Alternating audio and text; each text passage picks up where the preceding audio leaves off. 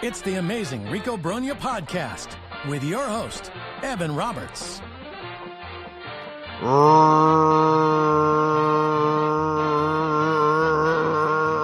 Rico Brogna. Thank you very much for downloading, subscribing, watching on YouTube, however you're consuming Rico Brogna. We thank you. A few things we're going to hit on the podcast today. Most of it will be a deep dive into the reliever free agent market. We'll also address Carlos Mendoza, finishing third in the NL Manager of the Year voting, and the Mets pull off a trade. They pulled off a trade on a Tuesday, acquiring Jose Siri from the Tampa Bay Rays. But before we get to those three big topics, never before, ever before in the history of Rico Brogna have we received as many angry emails as we received over the last few days. There's no managerial move that Mendoza made, no managerial move that Buck Showalter made, no trade or decision made by the front office that received as much backlash as the disgusting sounds that came out of the mouth of Pete Hoffman during our awards show, Rico. This was disgusting.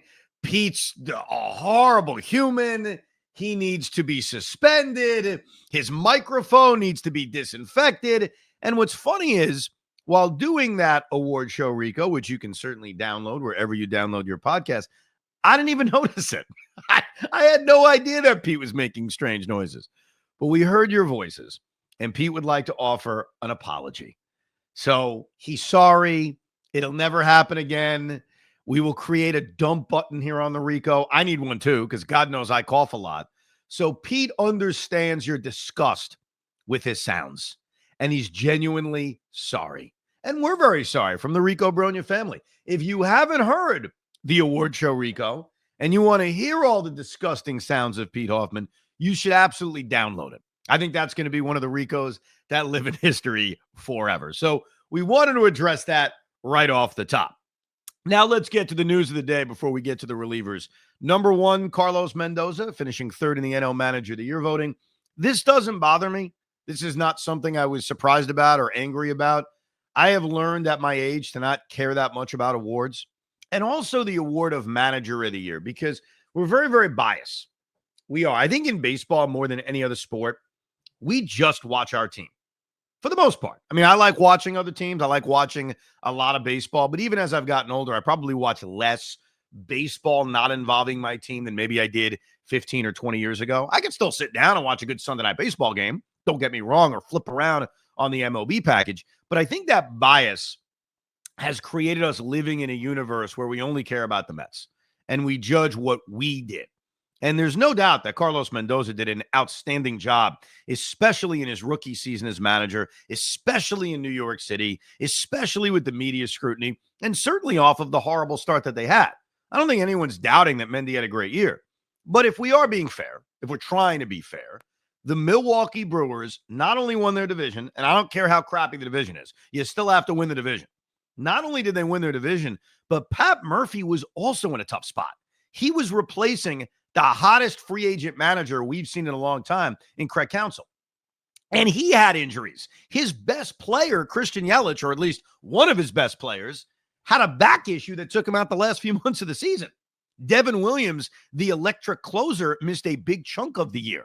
So this isn't about necessarily Pat Murphy versus Carlos Mendoza. It's about understanding that Pat Murphy did an incredible job in Milwaukee, and he deserved Manager of the Year.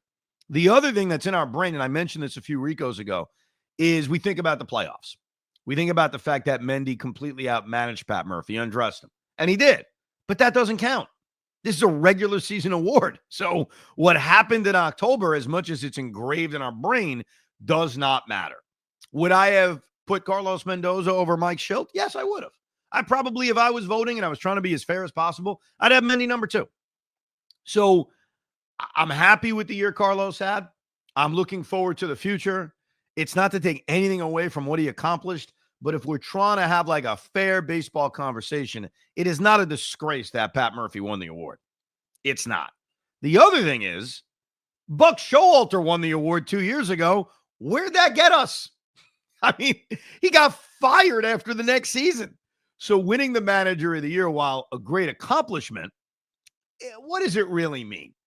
I do find it interesting that Murphy and Vogt, who won on the AL side, and certainly Mendy, who finished third, first-time managers. So it showed you that being a first-time manager is certainly not a disqualifying thing in terms of having a successful season. But congratulations to Carlos.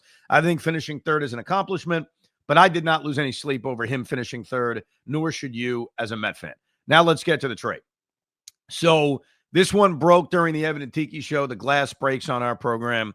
And as soon as I hear Mets make a trade, my brain starts to operate with, okay, what level of trade are we talking about? Are we talking about a minor trade?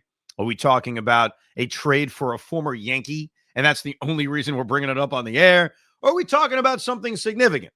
So for those 5 seconds, my brain went into overlock on what did we do? And the answer is the Mets made a trade that impacts their major league roster. That's why it's certainly worthy of talking about. But it's not changing this offseason one iota. Jose Siri acquired for Eric Orsi. A couple of things. Eric Orsi is a guy we saw briefly last year. First of all, he's a 2-time cancer survivor. So, I mean, thank God for that. And Eric Orsi is a great human who's lived a very tough life. And the fact he's pitching in Major League Baseball and minor league baseball, amazing. But Eric Orsi, when he came up the brief time he was up here, nothing special. So the Mets gave up a reliever that certainly Tampa Bay could develop. You never know. Bullpen arms are very unpredictable. And the Mets got back what I look at as a A-plus defensive, 4th or 5th outfielder who's got a big-time personality, which would be obnoxious if he's not on your team, but nothing more than a 4th or 5th outfielder. That's what Jose Siri is. He's 29 years old. He's under team control for a couple of more years, not making any kind of money. And I said this on the air, so I'll certainly say it now with a day to think about it. He is absolutely a Harrison Bader replacement. Harrison Bader made a decent amount of money for what I think he always was, which was a 4th outfielder. Now, Bader early in the season played a lot more than a 4th outfielder, but when push came to shove and Bader's bat cooled off considerably, as great as he was defensively, we saw what happened late in the year. He was a 4th outfielder, and Tyrone Taylor essentially became the center fielder. What I think the Mets did with a trade like this is I think they basically got a less accomplished offensive player, though a guy with more pop. I mean, Siri hit 24 home runs 2 years ago, but if you look at his overall numbers and certainly what he did last year, leaves a lot to be desired. He's not exactly a big-time offensive player. But what you did was you replaced Bader with a less accomplished offensive player. You want to tell me he still has a bigger upside because he's relatively young? I don't know if I buy that, but okay. And defensively is on his level. I can't say he's better or worse because the truth is we need to watch him every day. We know what the grading is. We know how a lot of the defensive metrics grade Siri on a very high level, which is great and certainly helps us understand what kind of player he is. But until we watch him every day, we don't know how truly good he is. We don't know if we're going to say, yeah, he's better than Harrison Bader, or he's the same as Harrison Bader, or he's slightly below Harrison Bader. But here's what I know. He's Harrison Bader, and he's making less money. Now, why does that matter? Why do we care about the Mets saving money on a 4th or 5th outfielder? We care because that money, the extra money, can be used to acquire whomever, a bigger time reliever, a back into the rotation starter, whoever. So on the level or on the surface, I like the trade. I don't think they gave up a lot in Eric Orsi. I understand eyes wide open that Eric Orsi could go to Tampa Bay and develop because that's what relievers do. So there's certainly a risk when it comes to that. But when you look at his role on the Mets in 2025, his expected role on the Mets in 2025, the Mets traded a minor leaguer who maybe was going to be up here a couple of different times just to fill out innings for a guy who's going to be on the major league roster and is going to be their 4th outfielder. So what the Mets have done early on in this offseason is Brandon Nimmo is still the left fielder.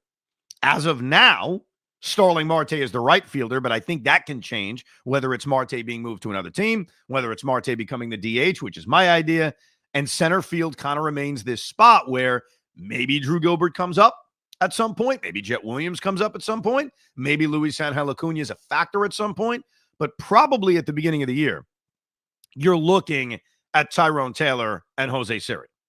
You're looking at 2, ideally 4th outfielders, probably sharing the center field job. Hopefully that doesn't last long. because the hope is one of those young players I mentioned eventually takes the job. So what do I think of the trade? It's a fine trade. I don't think they gave up a lot. I think we need to understand what Jose Siri is. He's not a star. He's not going to develop into an everyday player, but he's certainly a very useful fourth outfielder, especially because his defense, he can steal a base, I guess. He's had 14, 15 stolen bases a year. So athlete, can run, very good defensively, and pimps home runs better than anybody. As Yankee fans will tell you. I don't know if you guys saw this, but last year there was a little pimp off between Jose Siri and, yes, Juan Soto. Now, no, this is not going to affect Juan Soto's decision because he may not like Jose Siri. I can promise you that. But the Yankees and Rays played a game. I forget how it actually started, but bottom line is Siri hit a home run and then took an hour and a half rounding the bases. Juan Soto then hits a home run and decides, okay, you want to take forever rounding the bases? I'll one-up you. And basically Juan Soto walked as slowly as possible around the bases and then comically after the game said, oh, it was a hot day. Got to rest the hamstrings. So is there a little bit of a history between Juan Soto and Jose Siri? Sure. It is not impacting free agency at all. And the running joke, obviously, is that the Mets acquired a Dominican outfielder whose first name begins with J, has 3 other letters, and then last name begins with I and has 3 other letters. Juan Soto, Jose Siri. Either way, nice little trade by David Stearns. I got no issue with it. Now let's get to the bullpen. So on this episode, we'll dive into a lot of the free agent bullpen arms. We will have an episode coming up shortly where we look at the trade market for relievers, trade market for starters, the trade market all around. But today is really just looking at free agency when it comes to relievers. The first thing we need to do to begin this exercise is to understand what they need. The New York Mets, as of right now, have, to me, one absolute mortal lock for their bullpen in 2025, and that's Edwin Diaz. That's the only guy. He's obviously signed to a long-term contract. He had a very up and down year. We had a debate about that during the awards edition of the Rico Brogna, but Edwin Diaz is the unquestioned closer of this team. He's making $20 million a year. He is here. End of story. After that, you have guys that I would say are likely to be in the bullpen. And then you've got a ton of different, hey, good spring training, they can make the team. The likely in the bullpen guys, to me, are really only 2 guys. And that would be Reed Garrett, who does have options left. So the Mets could send Reed Garrett down. That is on the table. That's why he's not a mortal lock, despite the year he had last year. That makes a difference. You know, Reed Garrett has a terrible spring training. Is it possible he's optioned at AAA? Sure. I don't think it's likely, but it's on the table. So Reed Garrett, who also had a very up and down year, I thought overall had a surprisingly decent season. He's guy number 1 who is likely to be in this Met bullpen. Number 2 is Dednell Nunez. To me, if Dednell Nunez is healthy coming out of spring training, he should be in the bullpen based on how well he pitched the limited amount of time he was up last year. But much like Garrett, Nunez has options as well. That's it. Those are the only locks. Jose Budo is not a lock. And keep this in mind about Budo. He does not have any options left. So Jose Budo is going to be on the 26-man roster. But, and we'll talk about this a little bit later on, he could be in the rotation. Free agency could help dictate that. Now, if I had to guess right now before this really starts, my gut is Budo's going to end up in the bullpen. And I think as we go through this list, you'll come to that same conclusion. But there is a possibility, again, depending on how this goes in the offseason, that Budo is in the rotation. Tyler McGill is another possibility for the bullpen. Do the Mets hold on to him as a swing starter? He has an option left. He could go back to AAA. They could keep him stretched out with the idea of he's our 6th starter if we need it. Now, they could also do that with him in the bullpen and make him a long reliever. So Tyler McGill is the other option of could be in the bullpen, but certainly not a lock. Here are the other guys without options. So these are the guys who coming into spring training, assuming they are still on the Met 40-man roster, because obviously a lot can change this offseason, have at least a minor leg up, because if you try to send them down, they're gone. Both Youngs, Danny Young, Alex Young. Dylan Covey is another guy. And those are the 3, if I'm not mistaken. The other bullpen options that I guess will go to spring training with a shot, Max Kranick, who we saw last year, Grant Hartwig, Matt Gage, Huascar Brazoban, who I think has a leg up on making this team, but he too has options. And we saw that last year. So Brazoban could certainly go down. So I lay this out so we all have an idea of what we're dealing with going into the offseason. So based on what they have, I'll tell you my opinion before we get to the names. I would want one reliever, just one at least, where I feel awesome about adding him to the bullpen. And that's tough to do with bullpen arms. A lot of guys are not reliable. So I don't mind spending big-ish money for a relief pitcher that I can stick in there in the eighth inning or potentially close, depending on how a game goes. You know, Edwin Diaz is always an option to me to come into a game in the seventh or eighth inning, depending on the situation.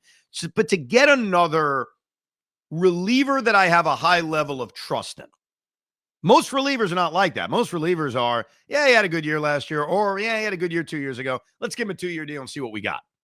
Now, we'll go through these names, and we can play the game along. Who fits that lockdown reliever, that reliever you feel really good about to add to this bullpen? Because my thought is, if I can add one of those guys, and now I've got Edwin Diaz, mysterious lockdown reliever, then I've got Reed Garrett and Dednell Nunez, likely Jose Budo, I'm already at 5.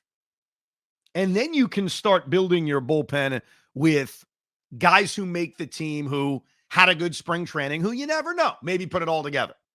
So I go into this exercise saying I want one top-end guy and then maybe one solid, you never know kind of reliever. Now, who's who?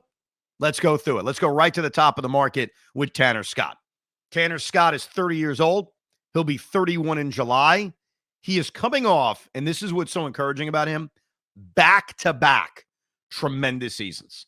Back-to-back years in which he was dominant, a 2.31 ERA 2 years ago, a 1.75 ERA this past year, did not miss a beat when he was traded from Miami to San Diego. Keep an eye on this, though, about Tanner Scott. Back-to-back 70-plus appearance seasons. So is there a worry about the workload over the last couple of years? Maybe. The other thing you've got to think about with Tanner Scott is, does he want to close? Does Tanner Scott in free agency look around and say, no, I'm not setting up for Edwin Diaz with the occasional save based on matchup. I want to close. Obviously, if that's a thing, they're not going to get him. I hold out hope in this day and age, especially when you're a reliever and this is your payday, because this is Tanner Scott's big payday. He's 30 years old. He's coming off 2 awesome years in a row. He was one of the hottest commodities at the trade deadline. You don't have to give anything up to get him like you did prospect-wise at the deadline or like you have to do now via trade. So literally you're signing him and you're not giving anything up. This is his moment to get paid. This is his moment to get a big-time contract. I would love Tanner Scott on the team. I'll start right there. In a dream world, that's the reliever I'm describing to pair with Edwin Diaz. A lefty, guy's pitched in the NL East. The guy's had back-to-back awesome seasons. He can close if I need to. That's the dream signing out of the bullpen. Here's the problem. Is Tanner Scott getting 4 years? Is Tanner Scott getting $75 million? He may.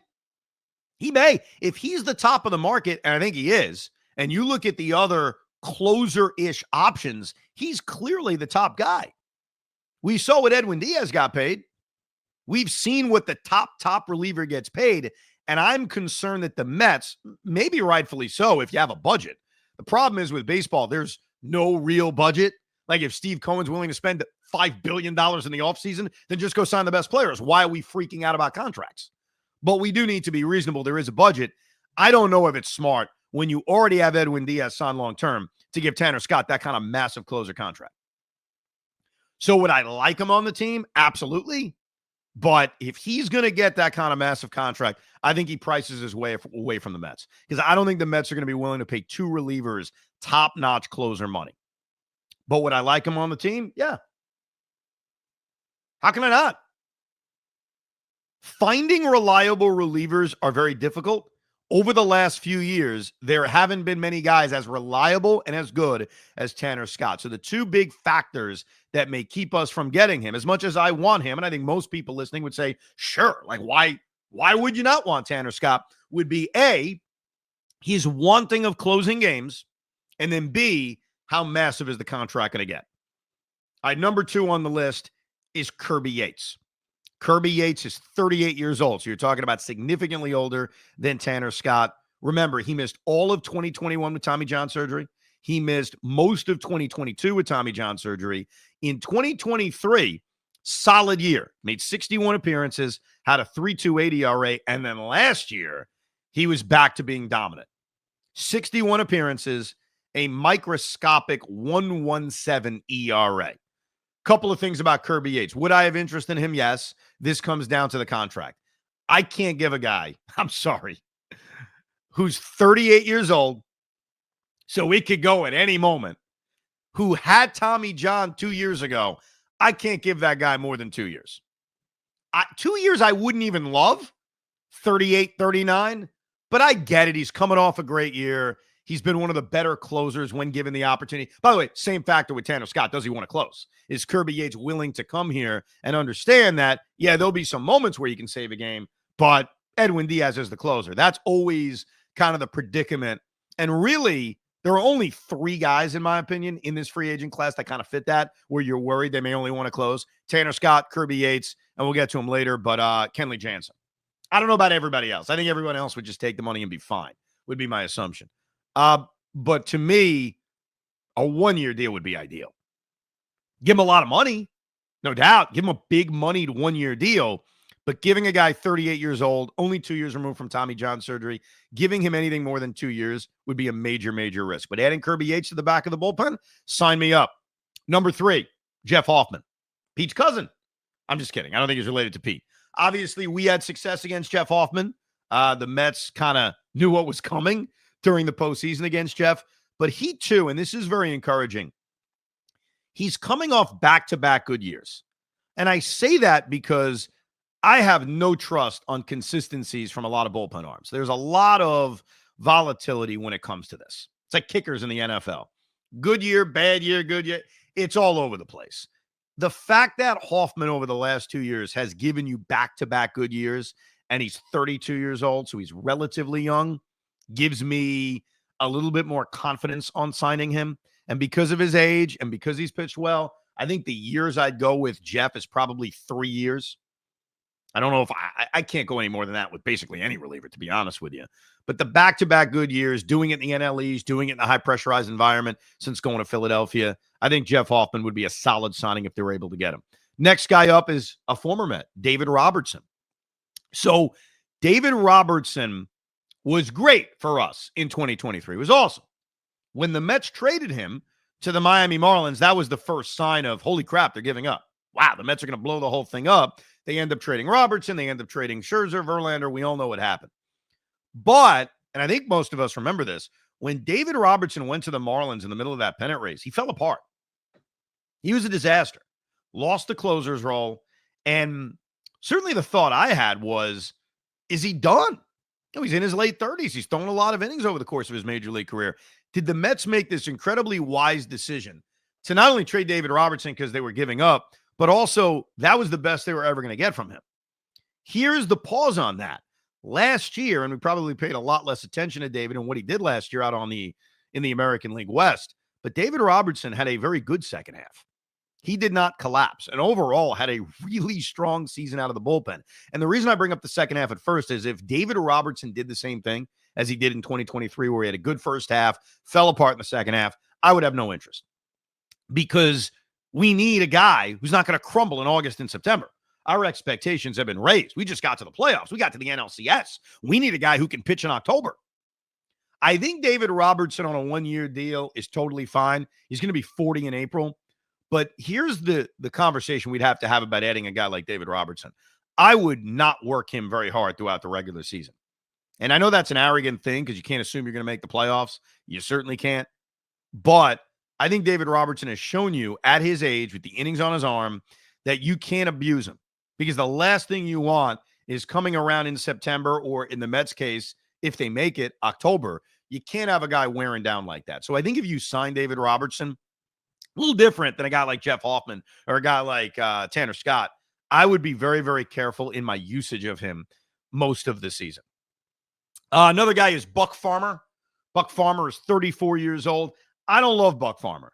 He had a good season last year, but a lot of the metrics will tell you it was a very lucky season that Buck Farmer had. So I think he'll get paid off of his success from last year. I'm not incredibly high on him. Another guy is Carlos Estevez. Carlos Estevez was very good as a closer in Anaheim. He gets traded to the Phillies. I think the Mets were involved, too, in potentially acquiring him. He was not as good in Philadelphia as he was in California. And we all remember the grand slam that Francisco Lindor hit off of him in Game 4 of the NLCS.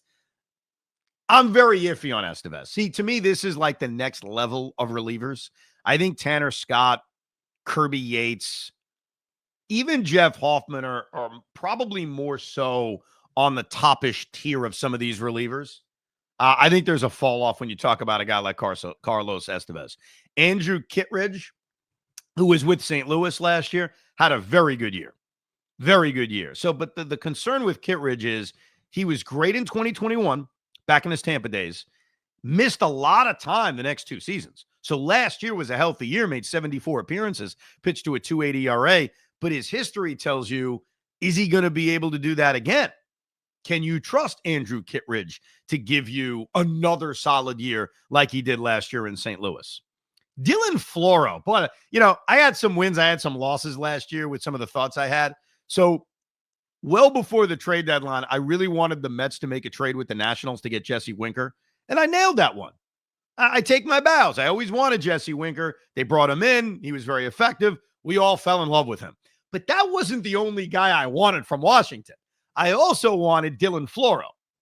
Dylan Floro was having a very good year, and I thought, hey, if you're going to make a deal for Jesse Winker, throw in another reliever, throw in Dylan Floro. Well, Dylan Floro ended up getting traded at the deadline to the Arizona Diamondbacks, if memory serves correct. He was so bad with the Arizona Diamondbacks that they DFA'd him. Think about that. Think about you making a trade at the trade deadline for, I want to call him a minor piece, fine, a minor piece. And the guy is so bad that you actually DFA him before the season is over. Would I still have an interest in Dylan Floro? Yeah, why not? On a 1-year deal as one of those relievers, not the top-end reliever I really trust, but as another arm to throw in there instead of Matt Gage or one of the Youngs, why not? So more of a lower-level free agent, but Dylan Floro's out there. Here's one that you can absolutely argue is on the top tier, and that is Blake Treinen of the Los Angeles Dodgers. Blake Treinen, especially what he did in Game 5 against the Yankees, where basically Dave Roberts went balls to the wall to try to nail this thing down. Blake Treinen was absolutely tremendous this past season. And Blake Treinen is an interesting guy because when he's pitched, and the when is not that often, he has been dominant over the last 3 seasons that he's pitched. So last year with the Dodgers, he makes 50 appearances, so not a full season, pitches to a 1.93 ERA, effectively becomes the Dodgers' number 1 reliever come postseason time. And again, we saw what he did in Game 5 against the Yankees. He did not pitch in 2023. In 2022, he barely pitched. He only threw 5 innings. So coming into this season, Blake Treinen had barely pitched. Now, you go back to his last full season before that, was back in 2021. He was one of the best relievers in baseball. 72 appearances, 1.99 ERA. You look at his numbers this past year, he picked up where he left off from 2021, and that's with missing 2 full seasons. I would love Blake Treinen if he wants to pitch New York, if he can handle New York, but it's got to be a short-term deal. He is 36 years old. He'll be 37 in the middle of June. He didn't pitch a full season last year, so that gives me, I guess, a little bit more hope that he isn't completely overworked despite all the appearances he made during the postseason. But he's one of those could be high-end relievers, but he's less trustworthy because of the fact that he's barely pitched over the last couple of years. But Blake Treinen, good option. Let's get to Kenley Jansen. So Kenley Jansen's another one. He's 37 years old. He's going to be 38 in September. He had a solid year with the Red Sox, I'd say. I mean, he saved 27 games, had a low to mid 3 ERA, 3.29. The vibe I get on Kenley Jansen is that he wants to close. You're talking about a guy who has 447 career saves. So I think when you get that far as a closer, you probably are, and you've won a championship, so he's won before, that the attitude probably is, I want to keep racking up saves. He's at 447. It's not nuts if he gets a few more years of opportunities to close games. He's going to get to 500.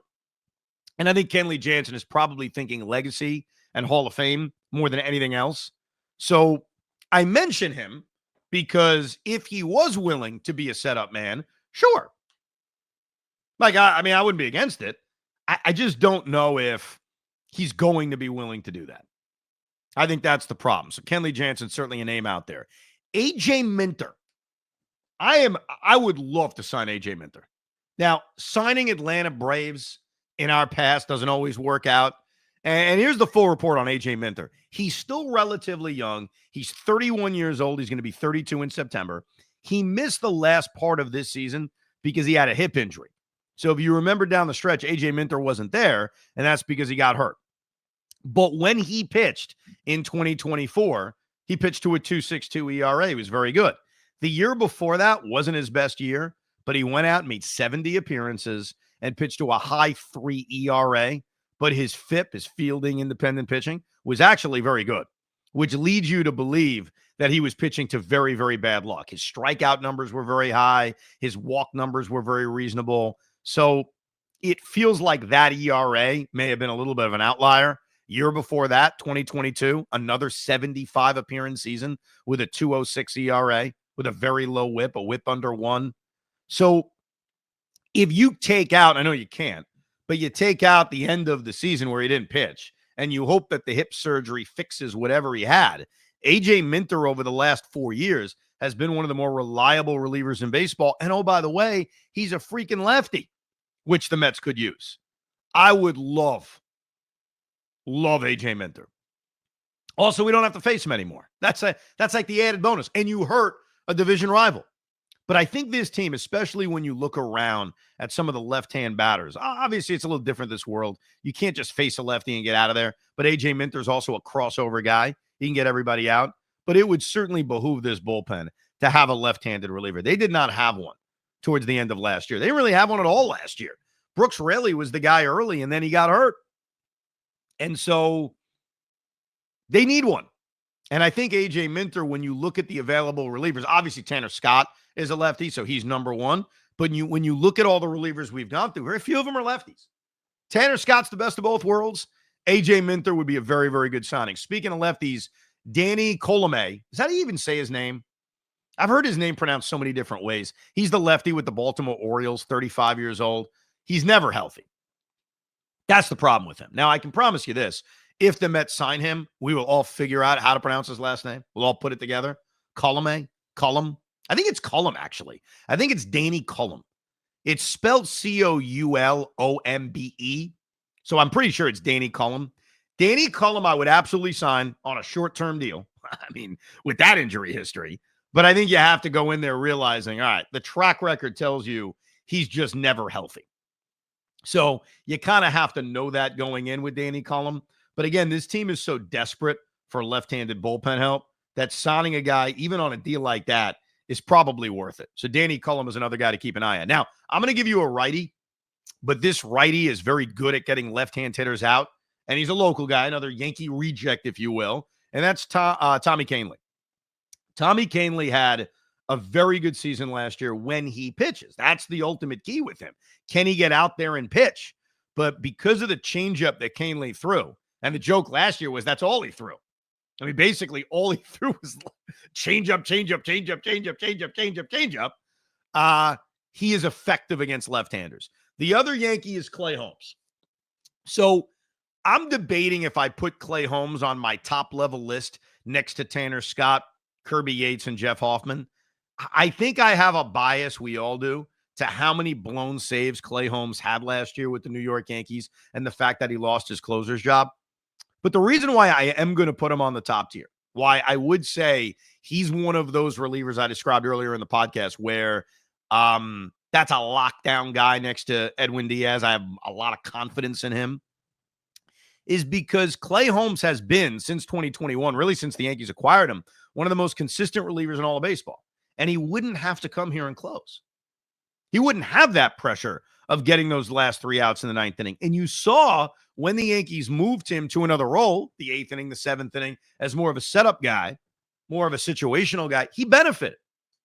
He's got that incredibly hard sinker where he gets a lot of ground balls. I think he'd be a good signing. And I would actually put Clay Holmes towards the top of that list when it comes to relievers I feel really good about. Another Yankee is Tim Hill. Tim Hill was great. But I think Tim Hill fits that kind of grouping of relievers where I have no problem signing him. I just don't expect a lot from him. I'm not buying that what we saw Tim Hill do in the postseason is something that's going to continue. Andrew Chafin is another left-hander. It feels like we talk about Andrew Chafin every single year. Every year we're breaking down the Mets' pursuit of him, which leads me to believe he does not want to pitch here. That Andrew Chafin just never wants to come to New York. And maybe that's why we're always rumored with him, but it absolutely never happens. Another guy is Jake Junis. Junis was with the Reds and the Brewers last year. He was a starting pitcher back in the day with Kansas City and with San Francisco, but now he is a converted reliever and has been relatively solid over the last 2 years. He hasn't done it for a full year, like even last year. He only made 24 appearances, made a handful of starts, so he was still used as a starting pitcher. But obviously, my interest in Junis would be you're simply a reliever. That's it. Aroldis Chapman. I would not touch Aroldis Chapman with a 10-foot pole. While Aroldis Chapman can still get major league hitters out, while Aroldis Chapman still throws, 103 miles an hour, and if you look at his overall numbers last year, it was very typical of Chapman. He has his good moments. He has his bad moments. He strikes everybody out. He walks a lot of guys. He would drive us nuts. When you come into a game, especially with the 3-batter minimum, so you don't have time or you're forced to have too much time to watch a guy walk 3 guys in a row, bro, that's tough to watch. So I don't know, man. Maybe it's the bias of the way we beat him with the Pirates last year. Maybe it's the bias of watching him in New York all those years. I don't want any interest in Chapman. And also, Chapman has shown you he just wants to close. He has 335 career saves. I think his priority is closing more than coming into games and, being a top reliever. So my interest in Aroldis Chapman is very low. Ryan Yarbrough, one of those guys, throw it against the wall. Why not? Jonathan Loaizaga, kind of the same thing. He just has had such a difficult time staying healthy. Jesse Chavez, no. Jesse Chavez stinks unless he's with the Atlanta Braves. That's what I've learned about him. Yimi Garcia would be a solid addition. Wouldn't hate that. Lucas Sims, not really. Now we're kind of in that throwing crap against the wall area. Hunter Strickland, once a Met, always a Met. You guys remember Hunter Strickland as a Met? It was very brief and forgettable. And then you got Joe Ross. So those are, for the most part, Scott Alexander too. Don't want to forget him, left-handed reliever. That, for the most part, is what we're looking at when it comes to free agency. My dream would be Tanner Scott, but my tier level in terms of the lockdown guy that would be great to add, and then once you add that guy, you can kind of throw pelts against the wall when it comes to building a bullpen, would be Tanner Scott, would be Kirby Yates, would be Jeff Hoffman, would be Clay Holmes, and would be A.J. Minter. I think those are the relievers that kind of fit my top tier. I think they're all relatively going to be expensive, but I think all of them, to varying degrees, have proven themselves and can be really good back-end relievers along with Edwin Diaz. I probably have a little bit of a bias towards the lefty, like a Minter and Scott, because the Mets have been so devoid of lefties. And then I think after that, you're looking at 1 or 2 guys that come relatively cheap that you hope you hit on. Because again, you're going into next year with, in my opinion, probably 4 relievers that are going to be there. Edwin's the lock.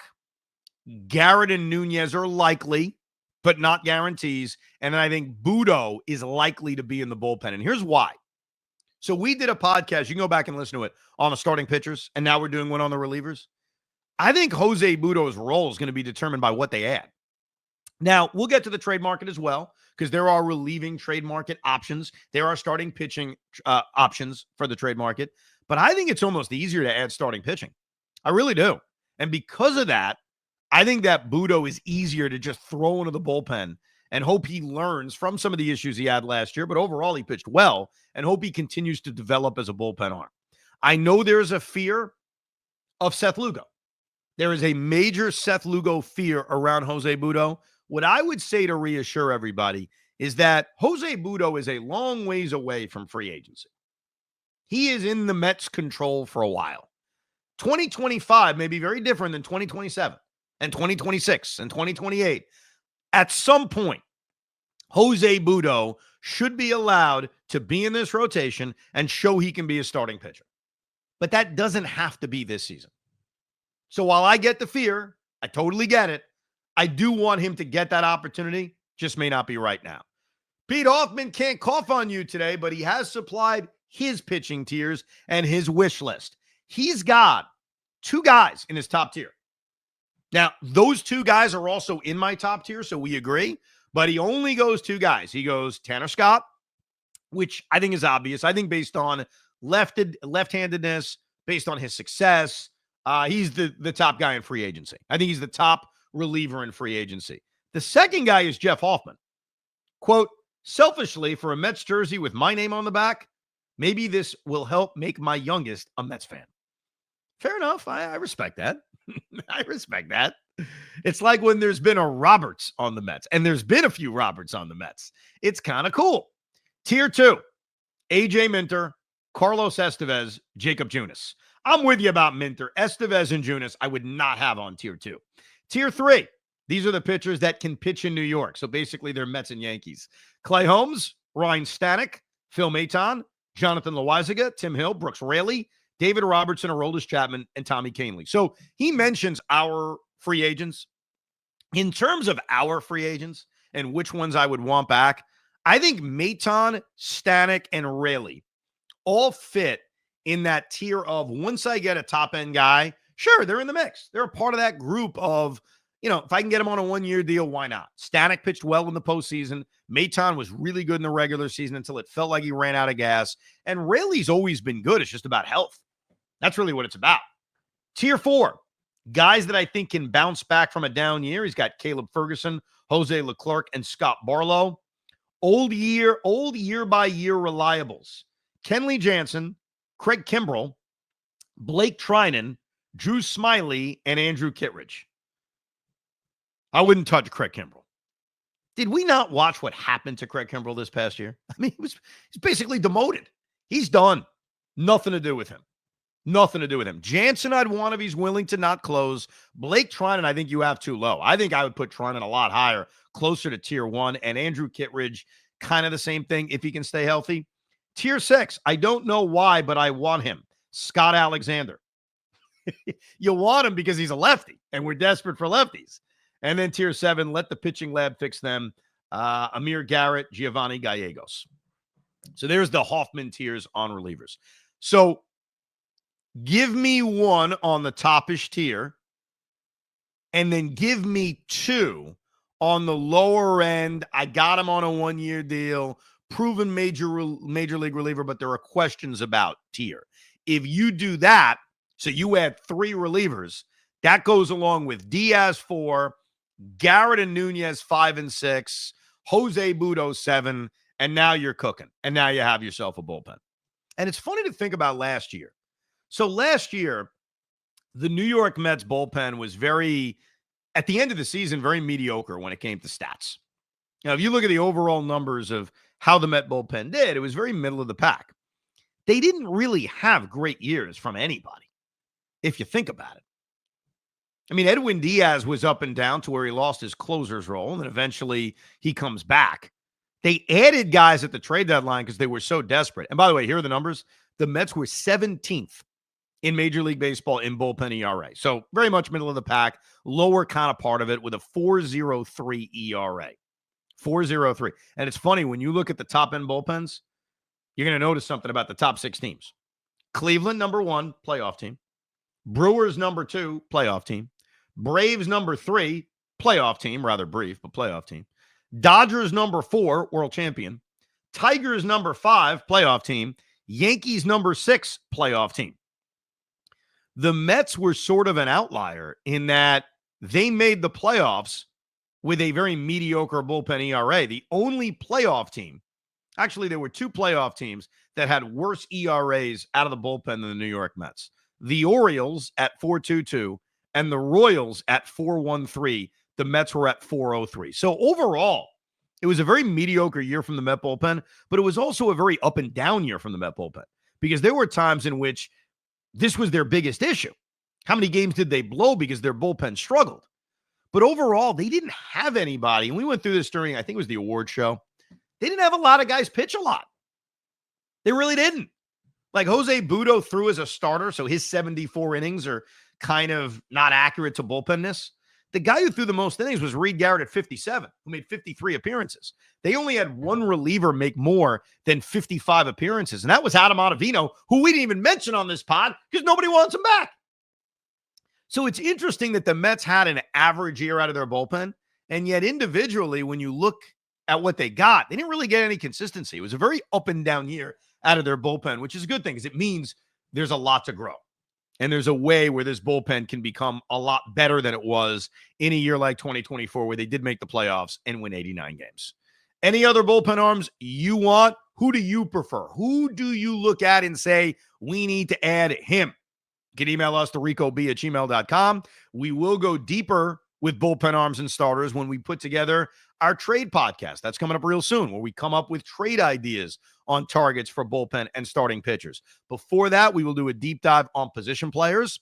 That's coming up real soon, coming up this weekend, actually, where we'll do a deep dive on position players. We'll also give you a bonus, Rico, with an email, Rico. So any questions, comments, thoughts on the offseason, Mets in general, Met history, email us to ricob@gmail.com, and we will do a mailbag Rico coming up this week. So a lot of Ricos as we continue to march through this offseason and get closer and closer to Juan Soto making his decision. Because truthfully, that's going to start the offseason. Until then, it's rumors, it's conjecture, it's minor stuff like Jose Siri. Soto will clearly start this offseason. Thank you very much for downloading. Of course, download your Rico Brognas wherever you get your podcasts. Rate, review. We definitely appreciate it. And again, Pete Hoffman would like to apologize for the crazy sounds that he made during the awards edition of Rico Brogna. Thank you very much for listening, downloading, and subscribing to another edition of Rico Brogna. We hope you enjoyed this episode of the Rico Brogna podcast. It's amazing, isn't it? Make sure you download it now to keep it on you at all times.